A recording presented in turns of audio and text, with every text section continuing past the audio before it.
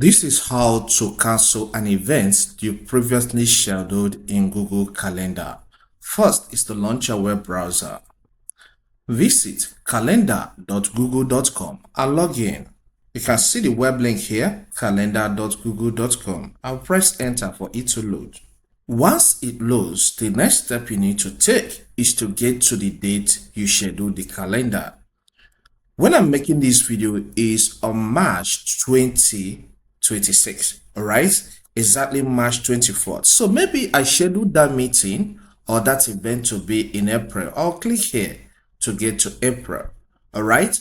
But I will click back. Or maybe you want to select day, format, or pattern. Just click here and select the pattern or week, depending on how it will make it easy for you to get to the event you previously scheduled.